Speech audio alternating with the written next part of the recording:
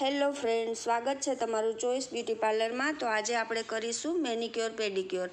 તો અમારા કસ્ટમર પાર્લરે પહોંચી ગયા છે અને અમે લઈ લીધું છે પેડિક્યોરનું ટબ।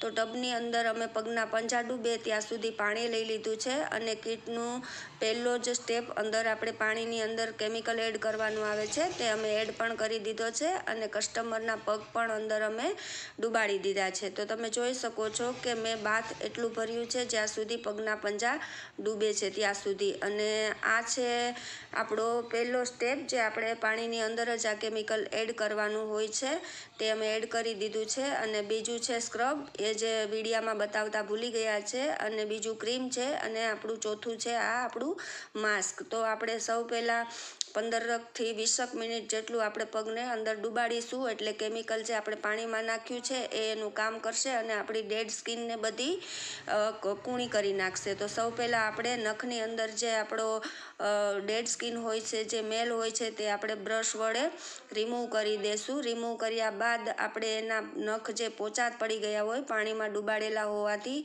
એને આપણે કટ કરી લેશું। તો તમે જોઈ શકો છો મેં નેલ કટર લઈ અને એમના નખને રિમૂવ કરું છું, જે વધી ગયા છે તે નખ કાપું છું।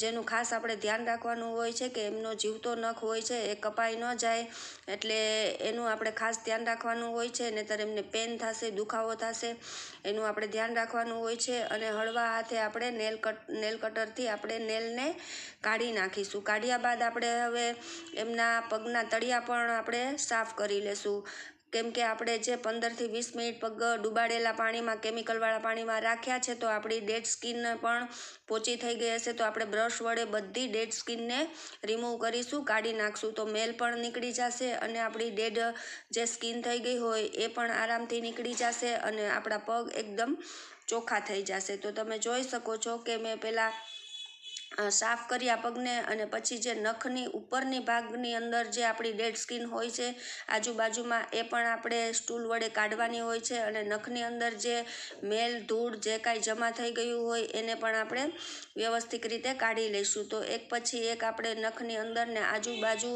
અને ઉપર પણ આપણા નખની અંદર એક પોપડ જમા થઈ ગઈ હોય છે, પતલી એવી પોપડી, તે પણ કેમિકલના હિસાબે એકદમ પોચી થઈ ગઈ હોય તો એ પણ નીકળી જશે આરામથી। એને પણ આપણે સ્ટૂલ વડે સાફ કરી લેશું, કાઢી નાખશું અને પછી આપણે કરીશું એમની મસાજ સ્ટાર્ટ। તો મેં સૌ પહેલાં સ્ક્રબની મસાજ આપી છે, જે 5 થી 7 મિનિટ સુધી આપણે એમની મસાજ આપવાની હોય છે। જ્યાં પણ બ્લેકનેસ હોય ત્યાં વધારે આપણે મસાજ આપીશું અને 15 થી 20 મિનિટ જેવું મસાજ આપીએ તો પણ સારું રહેશે। અને પછી આપણે આપીશું ક્રીમની મસાજ। તો તમે જોઈ શકો છો અમે હળવા હાથે એમને ક્રીમની મસાજ પણ આપી છે અને પછી લગાવી દીધું હતું અમે માસ્ક। અને માસ્ક કાઢ્યા પછી અમે એમને કરીશું આપણે ના પગને એકદમ કોરા કરી લેશું નેપકિનથી અને પછી અમે લગાવી દેશું એમને જે શાઇનનું પેકેટ હતું આપણી કીટની અંદર, જે સનસ્ક્રીનનું પણ કામ કરશે અને પગમાં શાઇન પણ લાવશે, એને આપણે લગાવી દઈશું।